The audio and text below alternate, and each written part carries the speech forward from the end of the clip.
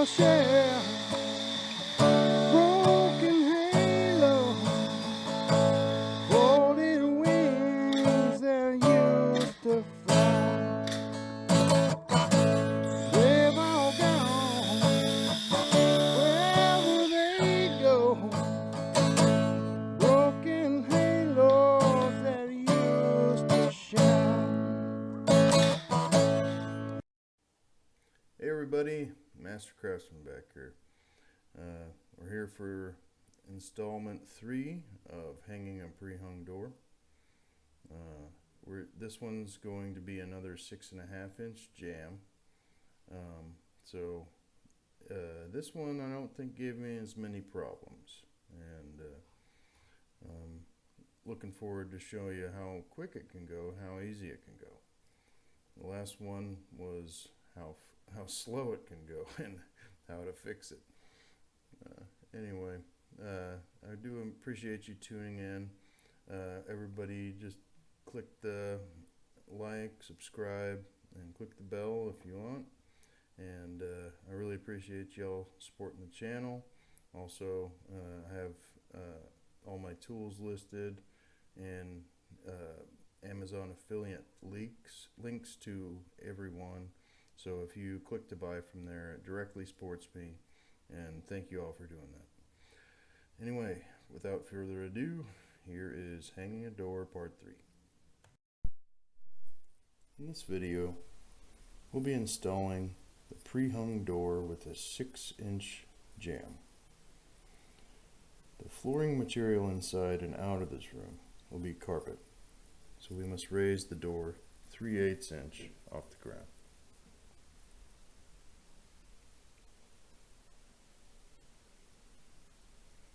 This is a right swing door, meaning the handle will be on the right hand side of the door.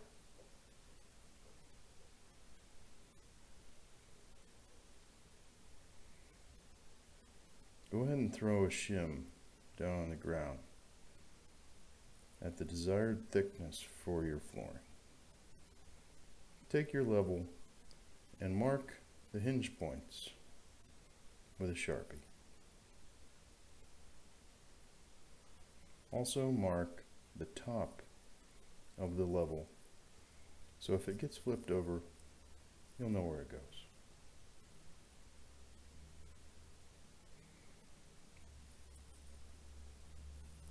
This particular door is needing a lot of shim at the top and almost nothing at the bottom. So we're going to double up shims to go on the top.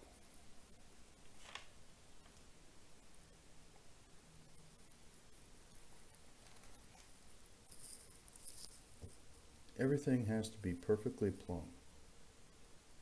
So put your foot against the level as you are working off of it at the bottom. Also, place your hand at the top of the level while you're working off of it. Here I'm going to put a very thin part of a shim down at the bottom, just to get me perfectly plumb.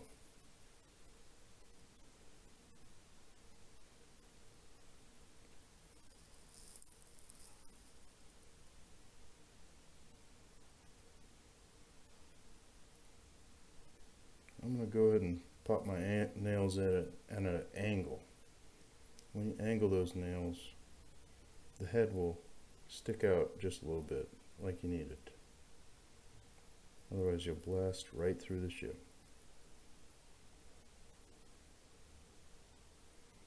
So I'm going to be careful while placing my level against that shim so as not to jostle it about. And then I'm going to insert shims at each of the hinge points on my level.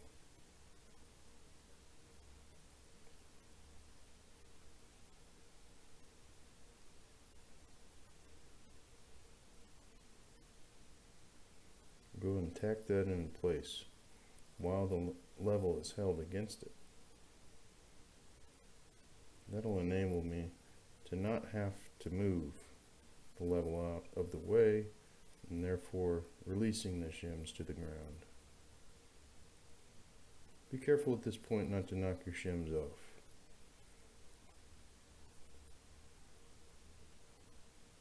If they do come off, it's not a big deal. You just nail them back on. Here I've noticed that the trimmer is twisted. Luckily, the trimmer's twisted to the right instead of the left. If it twisted left there, it would make a problem for our door.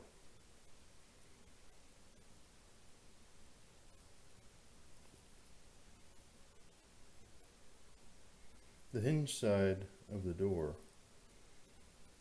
on the inside of the swing will be basically your control for the door.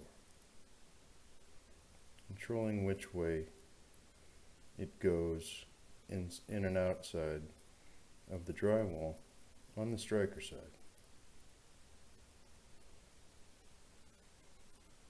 The striker side is the side where the door handle meets the striker plate. So the door handle side. This door fit perfectly, even with the doubled up shims there. Sometimes you might double up shims and not be able to fit the door in there at all, in which case you have a framing issue. So either contact your framer to move the framing, or contact your builder to see if he wants to set the door just a little bit out of plumb so that he doesn't have to call back the framer. Some might call it sloppy, but sometimes doing things like that is the only way to go.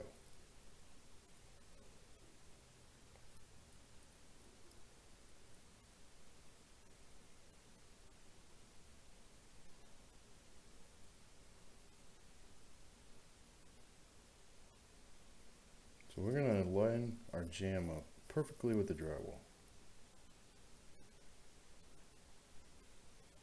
I'm going to pop one nail right above the hinge. And that's going to give me the first part of my control. We need to nail the bottom end with a couple of nails down there. And we're going to tap the jamb back to the trimmer, tight to the shim.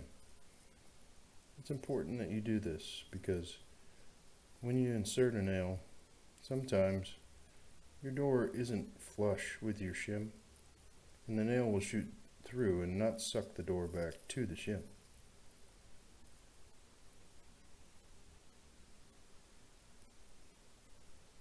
Therefore leaving a gap between your shim and your trimmer, and your jamb. So now we have our control side done. So as you see, I press against the jamb on the other side there. What that's doing is getting it so when I insert my other nails on the striker side, see, I'm going to pop 2 in there for each hinge. There's going to be 4 nails per hinge. But when I press on the other side, it makes it so when I am nailing up my striker side, there's not a bunch of drywall hanging out past where the jamb wants to naturally align. So manipulate your head jamb as you're inserting the other nails in the middle of the trimmer or jamb on the hinge side. Right now we're inserting a shim underneath the door on the striker side to adjust our gap for our head jamb. The head jamb gap will control how much gap you need for your striker side.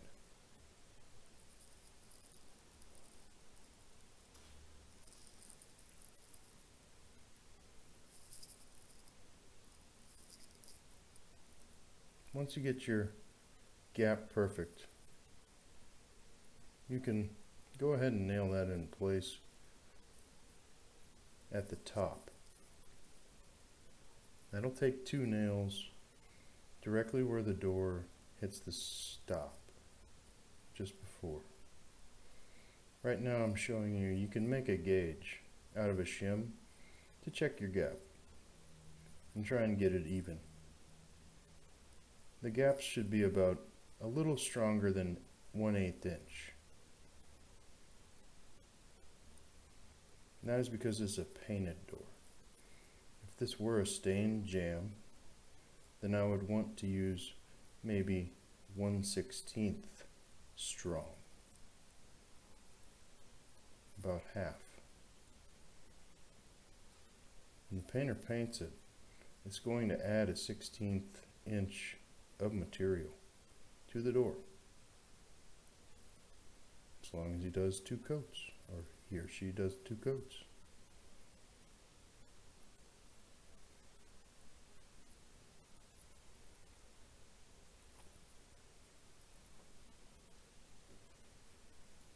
Here I'm adjusting where that door is sitting on the floor. It's important to get your shims put in there just right.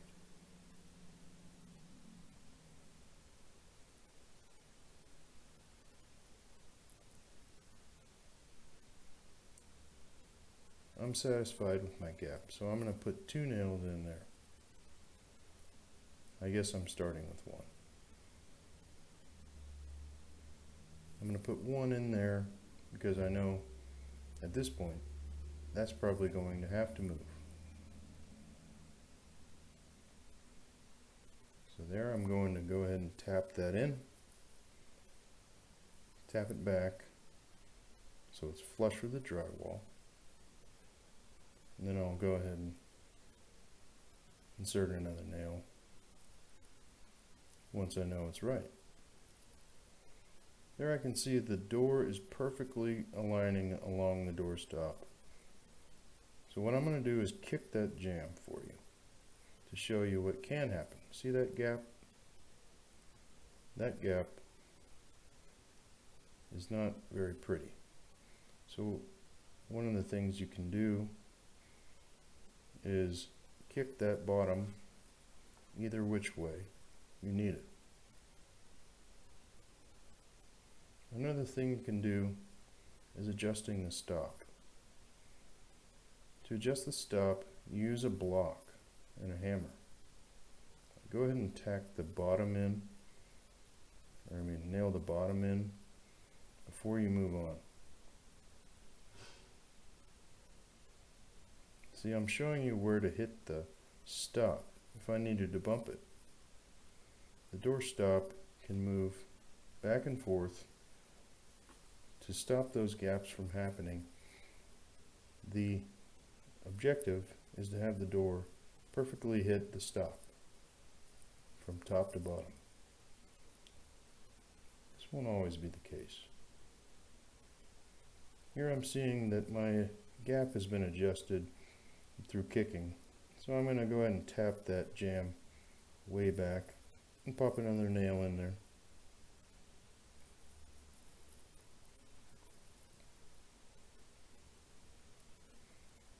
From here we need to put a shim behind our striker plate.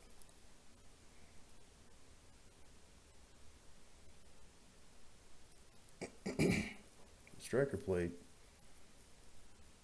conceals any nail holes that you might use here. So when I insert the nails, I'll put them right where the striker goes. Right there I'm pointing at something. That is where you don't want shims to be. Only if it's absolutely necessary to bump the whole thing over. You don't want shims there. You want it to be a last resort.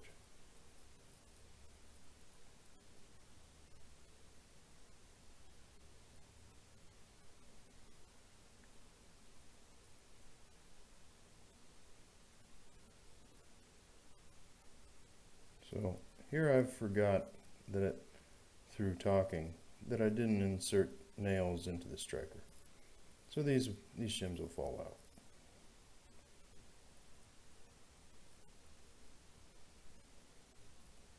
There you go. So now, as I said, I'm going to pop 2 nails in right where the striker plate goes, about 1/8 inch back. If you go directly in the center of there, that's where your screws will go to mount your striker plate. So be sure and get it tight in towards the doorstop. That way, painters won't have to fill those holes. Saving time is always good, no matter who it's for.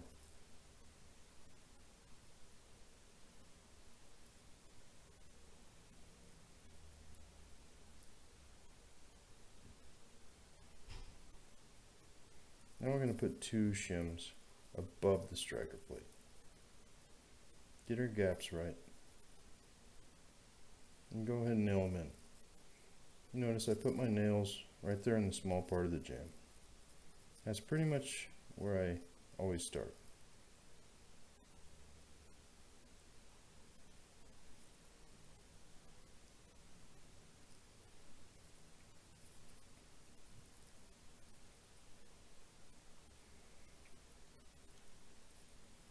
That striker plate, by the way, should have 4 nails right where the striker goes.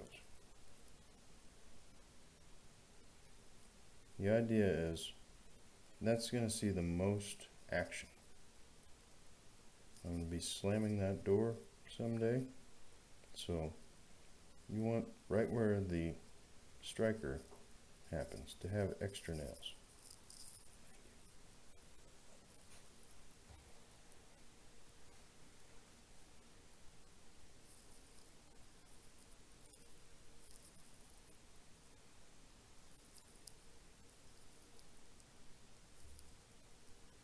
Here I'm going to just go ahead and bang those shims off, because we're almost done with this door.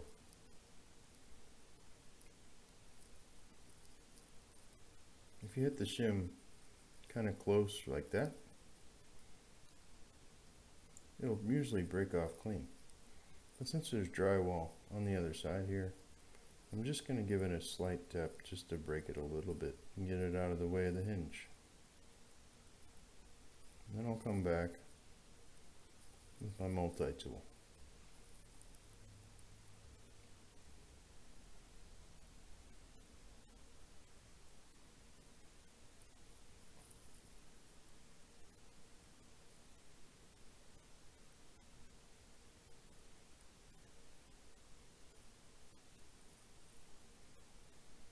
Here I'm cutting off the bottoms.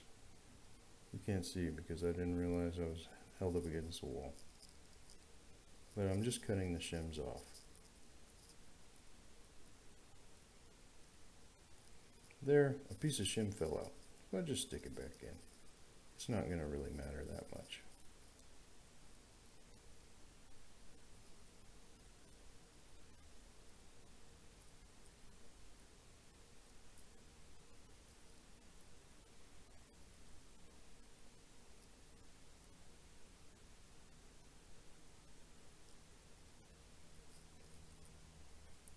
Well, I'll go ahead and cut those off.